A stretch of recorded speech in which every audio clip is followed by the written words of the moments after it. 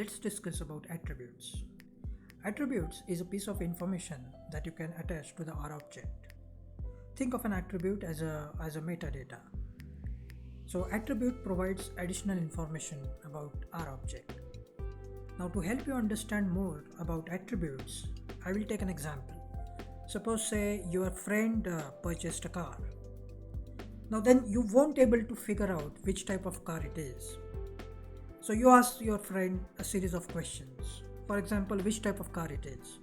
Is it a sedan? Is it SUV, small car or a hatchback? Which color your car has? Which drive system it has? Electric vehicle, or it runs on a petrol engine, or it runs on a CNG? And which transmission it has? Does it have manual transmission or the auto transmission? So all these questions help you understand more about the car. So color, drive system, transmission system, and the type of a car, they all become attributes of the car. It's a kind of a metadata which helps you to define the car in a more detailed way. So similarly, the R object can have its own metadata. Each R object comes with three types of attributes. These three types of attributes which are most commonly used are names, dimensions, and classes. Now let's first talk about the names attribute. Now in order to help you understand the names attribute, I will create a vector in R and I will name that vector as fruits. Okay, so this is the vector that I am creating and I will name this vector as fruits.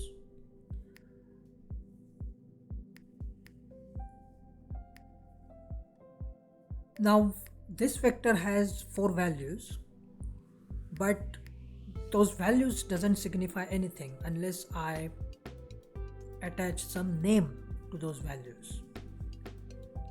Now what I will do, I will provide 4 types of fruit names to these values. Okay, so I will use attribute names and to which vector I want to give the names attributes, to the fruits vector. So I have passed on fruits as an argument to the names function, and now I will create the names of the fruit. Okay, so orange, then banana, then apple,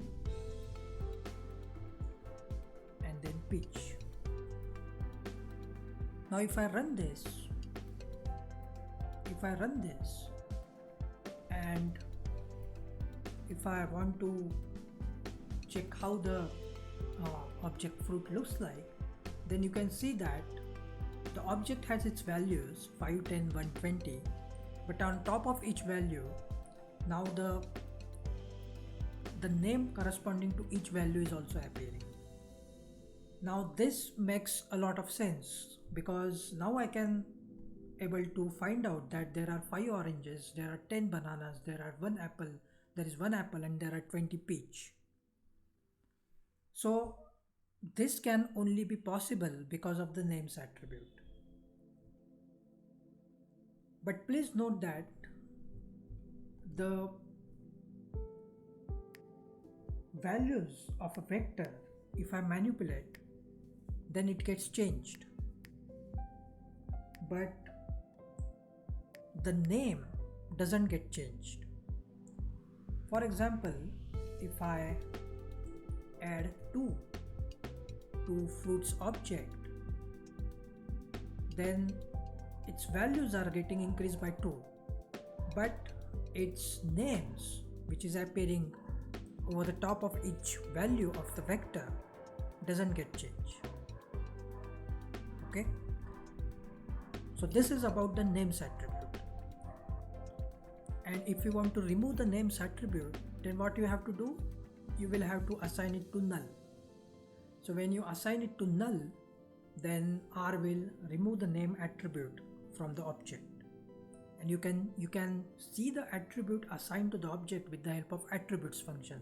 Now if I now run attributes function on fruits, then you can see that it's giving me as null output. That means R has removed the names attribute from the object fruits. So this is about the names attribute. Now let's move on and let's discuss the dimension attribute. Now dimension attribute is useful when you want to transform the vector from a one-dimensional vector to n-dimensional vector or n-dimensional array. Now let us use our die object, and so far we have been using the die object as a one-dimensional vector. Now if we want to transform the die object into n-dimensional array, let us see how we can able to do this with the help of dimension attribute. Now what I will do here, I will use dimension dim function as a dimension attribute, and I am assigning the dimension attribute to the die object, and then I am creating a vector of dimensions.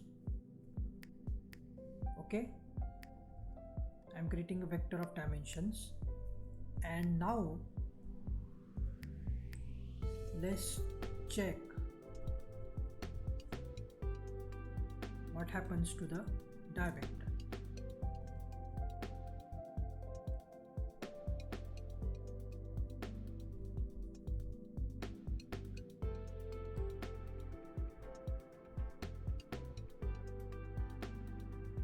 Okay, let me now show you how the die vector looks like. Now here you go. So I've attached dimension attribute to the die vector. Initially the die vector was a one-dimensional vector. I attach a dimension attribute to the die vector. I given the dimension, and once I give the dimension, then the die vector gets transformed into a matrix having 2 rows and 3 columns. So this dimension vector C2, 3 that you see, the first number indicates how many rows, and then the second number indicates how many columns. So it has 2 rows and it has 3 columns. That's what exactly the die object is transformed into 2 by 3 matrix. In a similar fashion, you can also make 3 by 2 matrix. Remember, the first name of dimension is row, second number of dimension is column. R always uses first value in dimension for number of rows and second value for number of columns. Now let's look closely at a special type of two-dimensional vector, the matrices. We have created the matrix by setting the dimension attribute to the die, but there is more simpler way of creating a matrix using a matrix function. So let me show you how the matrix function looks like. Now the matrix function has 2 arguments to it.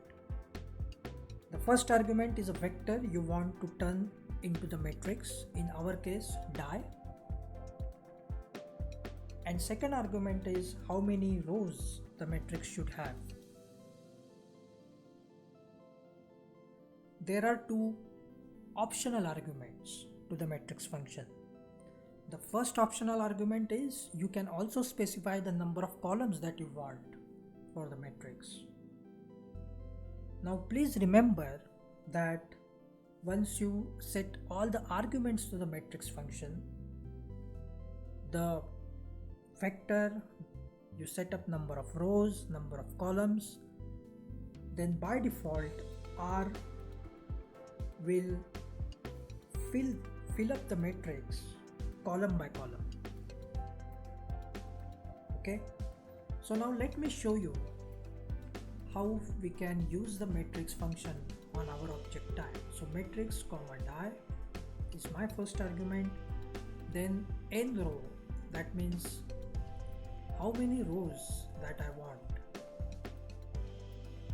equal to 3 I will put in, sorry, equal to 2 I will put in, and if I run this,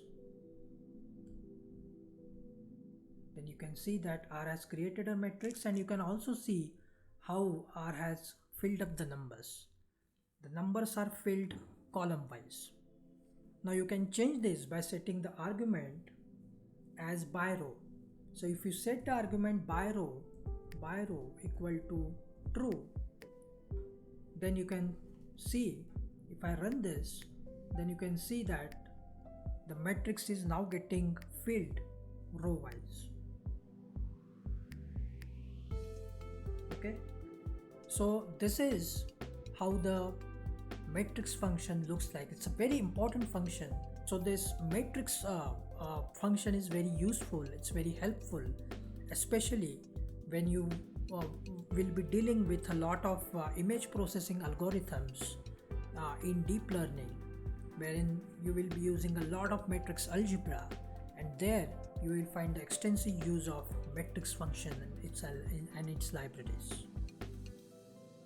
Now let's move on and see how the arrays looks like. So array function creates n-dimensional array. Now remember, array is an extension of matrices.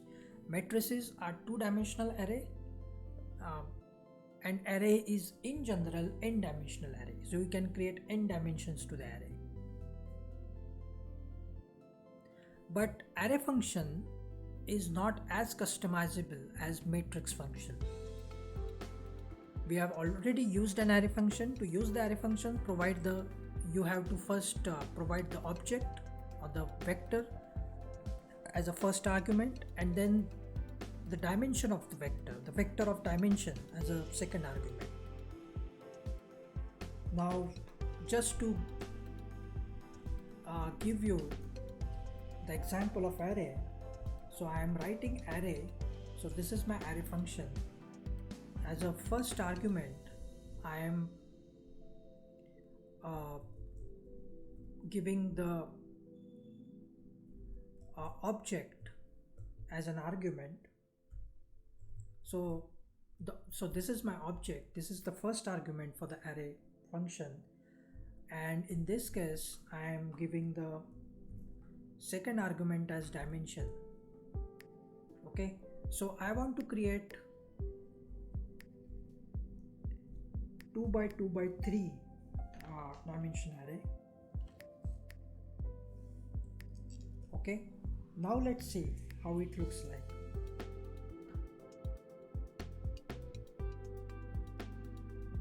So let me run this and let me show you how the array looks like. So this is how the array looks like.